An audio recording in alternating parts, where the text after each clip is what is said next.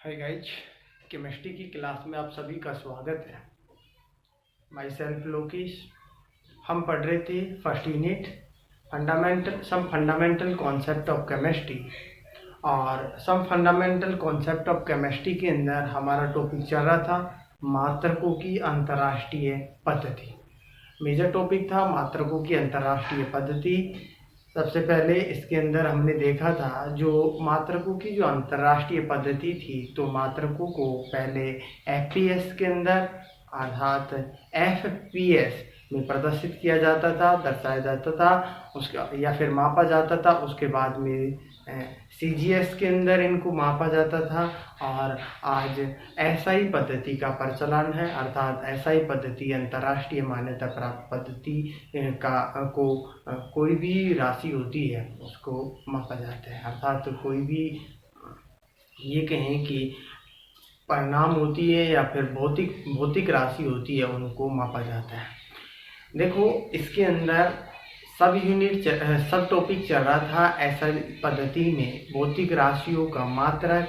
जो एसआई पद्धति में भौतिक राशियों का जो मात्रक होता है, तो 7 भौतिक राशियों की हमने यहाँ पर चर्चा की थी। एक टेबल के द्वारा हमने देखा था कि कौन कौन सी भौतिक राशि होती है और उनके मात्रक कौन कौन से काम में लिए जाते हैं, इन सब की हमने चर्चा की थी। आज अब हमारा टॉपिक चलेगा एसआई पद्धति में व्युत्पन्न मात्रक। अर्थात अब हम पढ़ेंगे एसआई पद्धति में व्युत्पन्न मात्रक कौन कौन से होते हैं, उनकी भौतिक राशियाँ कौन कौन सी होती है, इनकी जो यूनिट्स होती है वो कौन सी होती है, और इनके जो सिंबल होते हैं, प्रतीक होते हैं, वो कौन से होते हैं, और रिजल्ट के रूप में हम क्या लिखते हैं, अर्थात परिणाम होता है वो क्या होता है। तो टॉपिक चलेगा एसआई पद्धति में व्युत्पन्न मात्रक।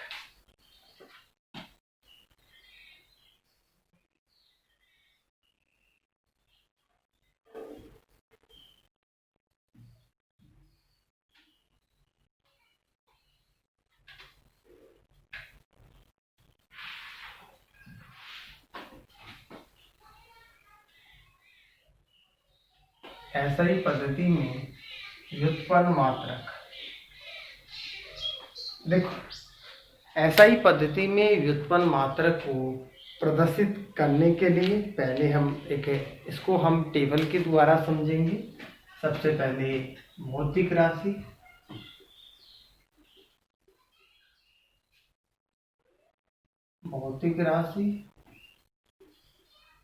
उसके बाद हम चर्चा करते हैं इकाई,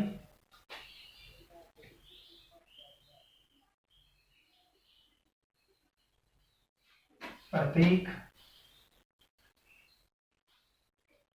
और परिणाम, रिजल्ट।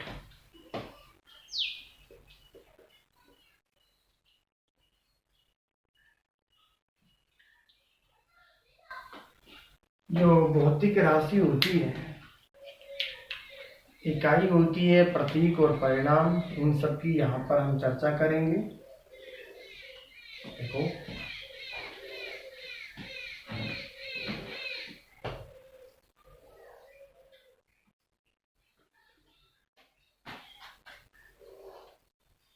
सबसे पहले नंबर 1 की बात करते हैं, भौतिक राशि की। नंबर 1 दाब। जो इकाई होती है वो होती है पास्कल, प्रतीक होता है सिंबल पी, और इनका जो रिजल्ट होता है, परिणाम जब निकल के आता है तो रिजल्ट के रूप में हम लिखते हैं, वो होता है newton metre inverse square. Newton metre inverse square. Number 2 भौतिक राशि की बात करते हैं, तो नंबर 2 भौतिक राशि होती है शक्ति। इसकी जो इकाई होती है वो होती है वाट, अर्थात इसका जो सिंबल होता है वो होता है डब्ल्यू, प्रतीक, और इसके जो परिणाम होता है जूल प्रति सेकंड या जूल सेकंड इनवर्स होता है। नंबर 3 की बात करते हैं। नंबर 3 कार्य या फिर ऊर्जा। कार्य या ऊर्जा। देखो दोनों की जो वो दोनों भौतिक राशि होती है उनकी जो यूनिट होती है, इकाई होती है, वो होती है जूल, अर्थात इसका जो सिंबल होता है वो जे होता है और परिणाम होता है न्यूटन मीटर के अंदर इसको प्रदर्शित किया जाता है। और न्यूटन मीटर के अलावा हम इसको kilogram metre square second inverse square से भी प्रदर्शित कर सकते हैं। Kilogram metre square second inverse square, अर्थात इससे भी हम इसको प्रदर्शित कर सकते हैं। नंबर 4 की हम बात करते हैं। नंबर 4 होता है बल। बल की जो इकाई होती है, बल की इकाई होती है वो होती है न्यूटन, और इसका जो प्रतीक होता है, सिंबल होता है, वो कैपिटल एन। न्यूटन प्रतीक कैपिटल है। और इसका जो रिजल्ट होता है, अर्थात जो परिणाम होता है, वो होता है न्यूटन का kilogram metre second inverse square. Kilogram metre second inverse square, ये क्या होता है, इसका रिजल्ट होता है। नेक्स्ट हम बात करते हैं विद्युत प्रतिरोध। विद्युत प्रतिरोध, विद्युत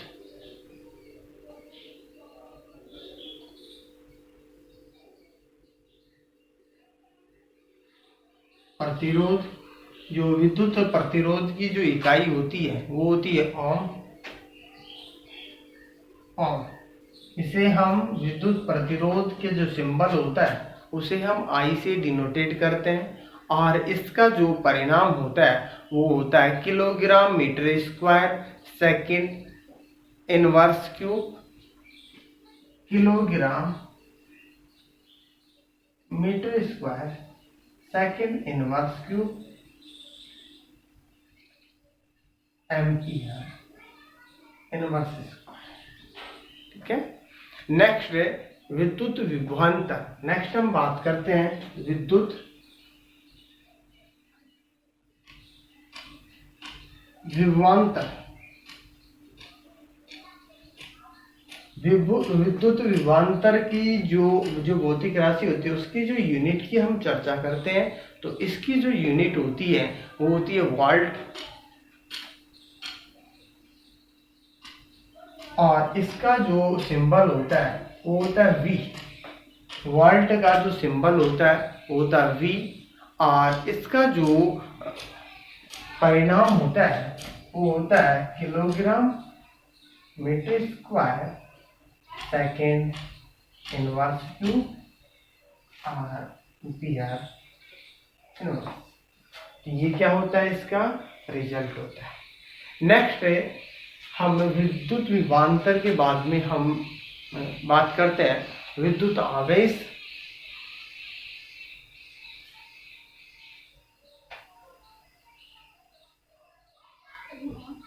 विद्युत आवेश, इसको हम विद्युत आवेश होता है उसका जो इकाई होती है वो होती है कूलॉम। कूलॉम या कूलॉम, और इसको हम जो सिंबल होता है वो होता है सी, और रिजल्ट होता है वो होता है एस, इसको रिप्रेजेंट करते हैं। नेक्स्ट है आवर्ती। आवर्ती हेल्टज इसकी इकाई होती है।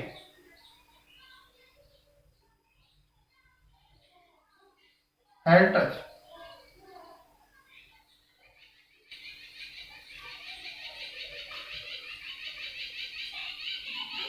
और इसका जो सिंबल होता है वो होता है न्यू, और इसका जो रिजल्ट होता है वो सेकंड इनवर्स या एच जेड। सेकंड इनवर्स या एच जेड, इसका क्या होता है, ये रिजल्ट होता है।